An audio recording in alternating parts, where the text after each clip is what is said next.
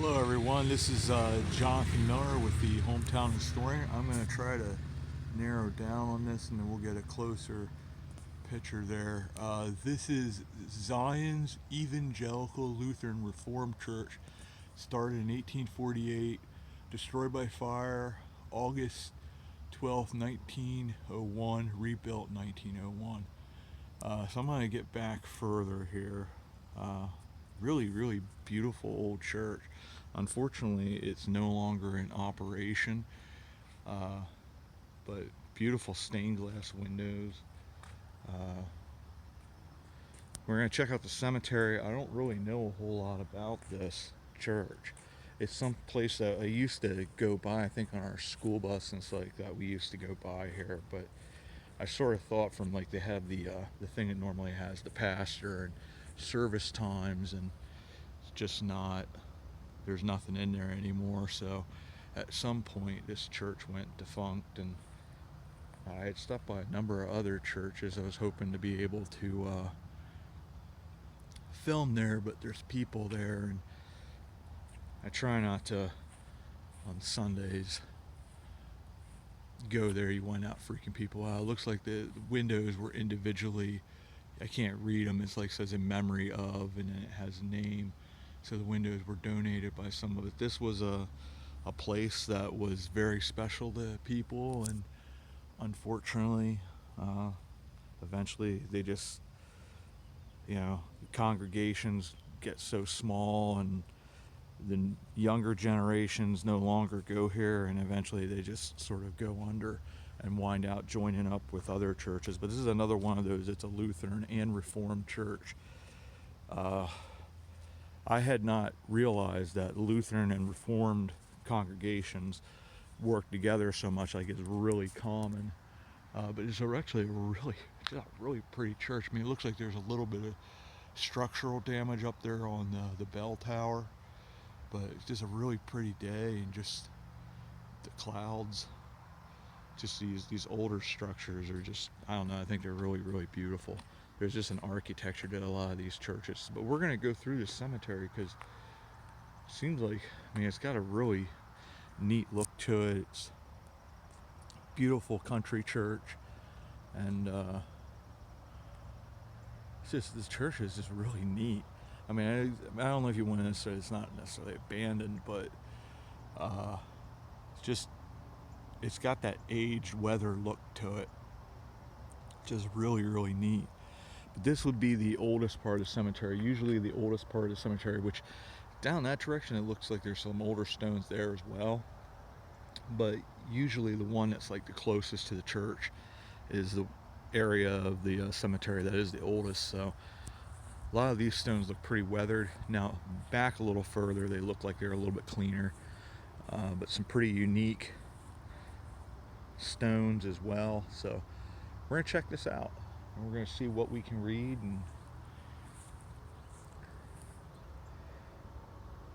And here's a child, James, son of Abraham and Melinda Albert, 1869.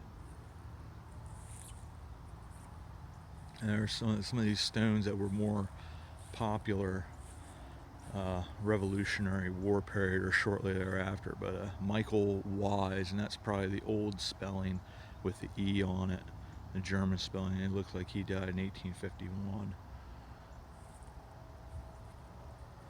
There's one of those lantern flies that are invasive.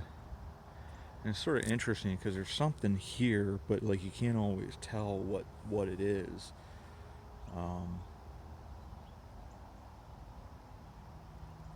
But stones are, it's just the age and the unique sometimes. And this one does seem like it has quite a few more unique stones. For certain cemeteries, they'd have, you're only allowed to have a certain type of stone, and then but every now and then you have these ones that are pretty neat. I wonder here what this is, because it has quite a few people and it's not all the same family.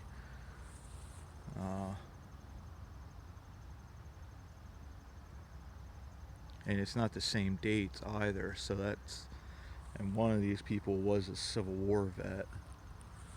But yet it's a whole bunch of people. I don't know if these were individuals that were poor and didn't have the money, and the church basically, in essence, took care of their burial. And then it's just a grave here where it has a number of different people.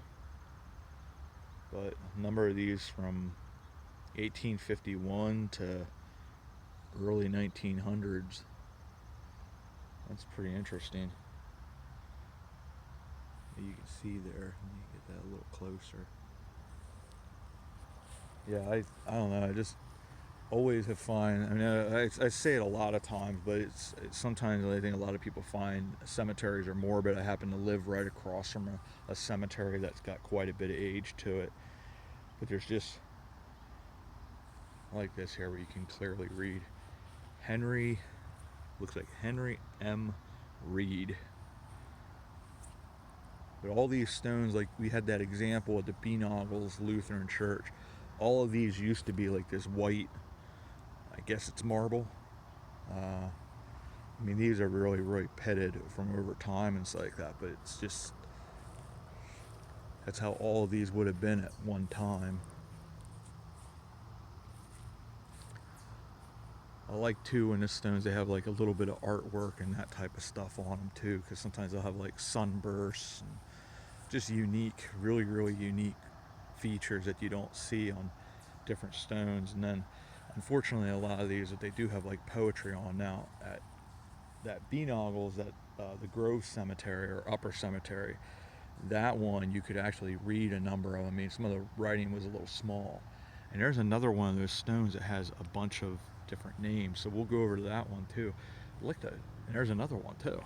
So I don't know if these are, and I didn't even realize there's one there and there's one over there. So I mean, possibly what this could be is because you can't read a lot of these stones, those are the names of the people that are on these stones. I didn't even think about that.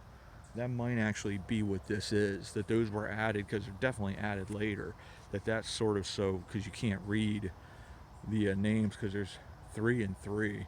I bet you that's what that is, because it just seems odd.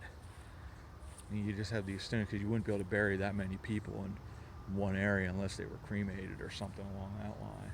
But that's the thing about like these old churches. There's like unique features at every single one of them, and you just sort of, what does this necessarily mean? What is it for? But even that's sort of like, there's obviously more stones than that, so I really don't know. I mean, we'll look at them, check them out. Maybe we can make some sense of it. Maybe we can't. I always hate seeing when these stones get broken. You sort of wonder, was it just weathering over time, or was some punks come in and do something to the stones, which you hope it wasn't that. But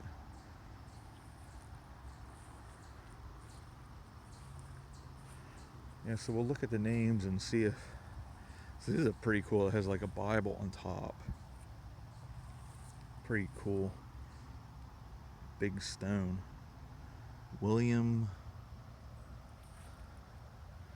I can't. It's almost like an R-O. I don't know. The last letter looks like a T, but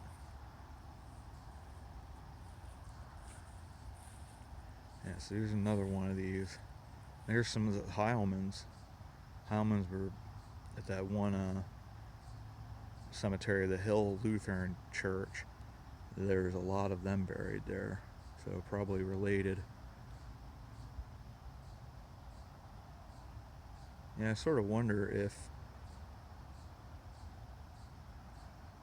yeah, that is what it is, because right there is William Heilman. So I wonder if this is so they can actually, you can see, and I think it would be enough because it has them on both sides. So that's exactly what that is. These stones are here to let you know exactly who's buried here, because you can't, a lot of these stones you can't read. That's actually a pretty neat idea that somebody decided to do that, because there's a lot of people here that just Now these ones here, because they're cleaner, you can actually see there's a Rosanna Strack. And let's see if she should be on here. She was married to William Heilman. So let's see if she's on here or if she's referred to as Rosanna. There she's referred to as Rosanna Heilman, and William Heilman, which is right next to her. So that's exactly what this is. So okay, that makes sense now. So we know what those stones are for, is to let people know who. So here's safe at home, sacred to the memory of our dear brother Augustus Zimmerman, born 1834, died 1864, only 29 years old. Though lost to sight, to memory dear, when a few years are gone, then I shall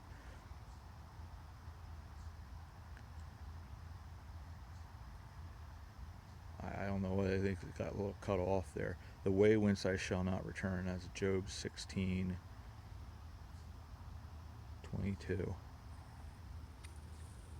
And there, I guess it might be his original, or as a John Zimmerman. A really neat stone. Has like an urn at the top. But I'm sure these stones look magnificent back in the day when they were all the white stone. And there's a Joseph D. Funk. He's on that stone as well. So that's interesting. There's the side of the church here that's facing the road. I would really love to see, like, be able to look out from the inside of the church and see, like, with the sunlight, what the stained glass would look like. It's a really pretty church.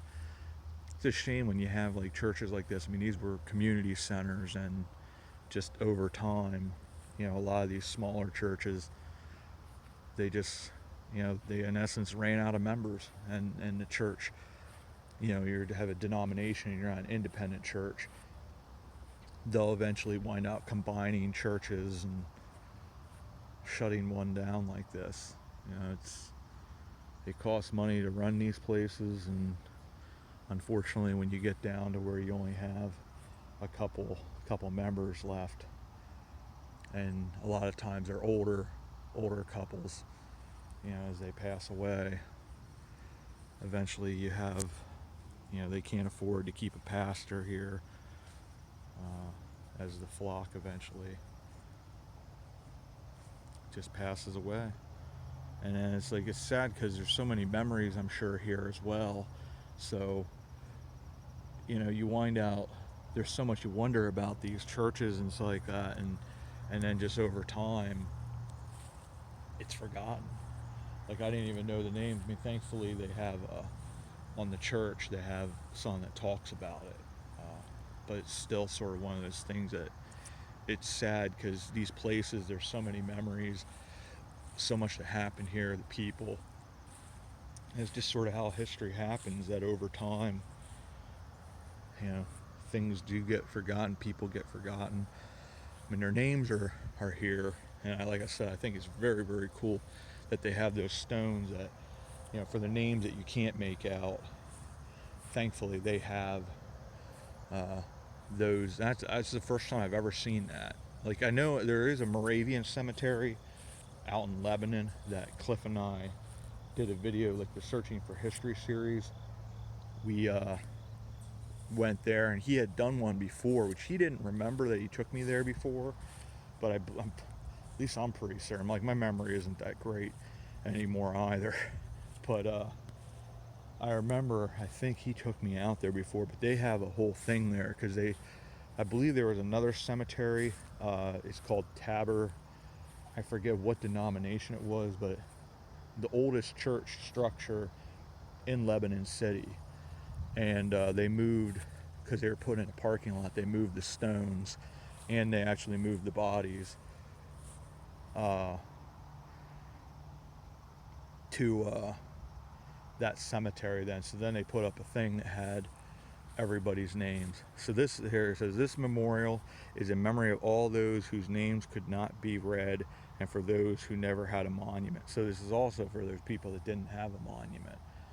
So that's very, very neat that they did this. That was a brilliant idea. Because it is sad when you come to these places, especially these older cemeteries, and you just can't read the stones anymore. But we're gonna head over into the other part of the cemetery. There's a pretty neat stone. You know, it's one of those things that has like basically a Bible, probably with some scripture there. But yeah, that is very, very neat. It is a very neat idea. And here's some of these. It's like almost like a German script. Probably one of the older stones here. These big stones are just really, really, really neat. So we're gonna go check out some of this other areas of the cemetery. These are obviously newer stones, but just some of the unique stones that they have here. Like I said, there's an area out there that's a little further that looks like it's some older stones as well. You know, 1800s, not like Revolutionary War period or anything, because this church, I think it was, you know, mid 1800s when it was founded. But we'll go over and check out this. This is like one of those family plots. It's even got like a little gate and everything. They've got quite the pretty impressive monument. This is some neat sayings on here. They have, "For the Son of Man has come to seek and to save that which was lost.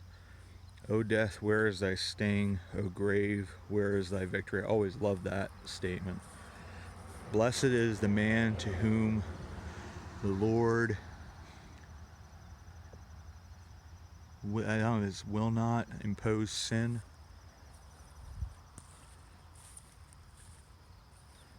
"For to me to live is Christ, and to die is gain. Blessed are the dead which die in the Lord, from whenceforth, yea, saith the Spirit, that they may rest from their labors, and their works do follow them." And then the last one here.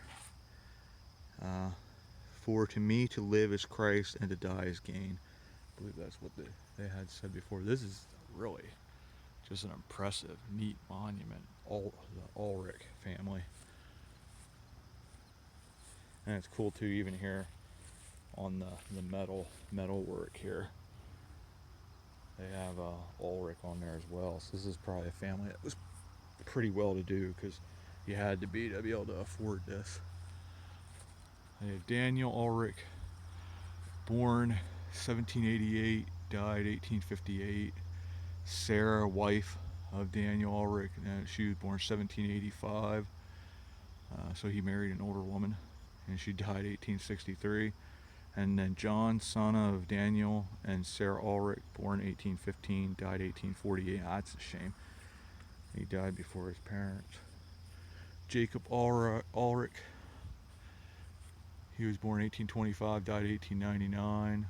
Elizabeth Ulrich, 1828 and 1912. And then Susanna Ulrich, 1833 to 1914. Yeah, this is another Ulrich here. Shame some of this is falling apart, but yeah, might have been some of the original stones. But yeah, that is quite the monument. This family must have really been quite well off. And then Daniel, son of John and Macklin Hayne, 1841 to 1892. And then this was an Ulrich here, I believe. Valentine J. Ulrich, 1862 to 1929. So, yeah, it was a pretty. They even have like a little gate and everything there.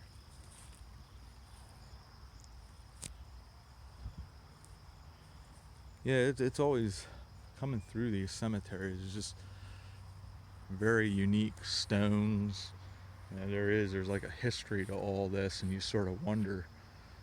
So this Ulrich family was probably one of prominent families in this church. That's cool. The bell's still up there. But yeah, it's another Civil War vet there. William Cross, died 1840, born 1840, died 1876. Or Gross, William Gross. And it was Sarah Ream, wife of William Gross. And then Frank Gross. Wow. Yeah.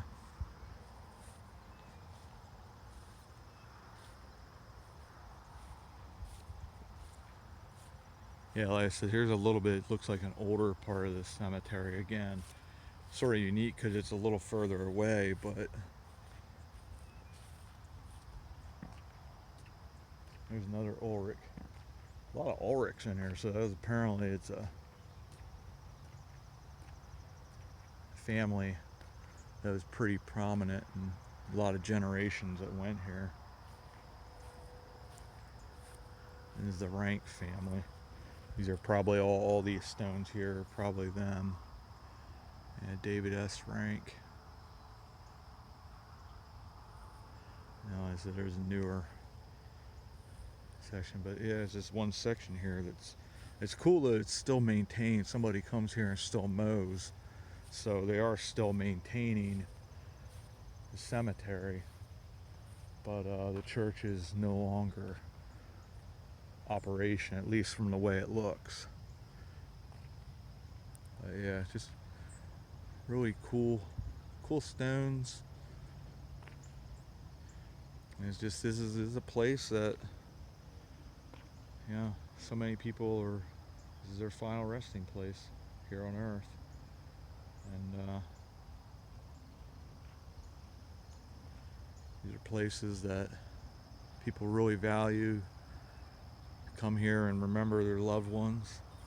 Would have been something to be somebody that used to go here and have the memories and talk to them about it, but yeah, always love these. I said it a number of times, I know, but always loved the old country churches. They just have a look and a feel to them.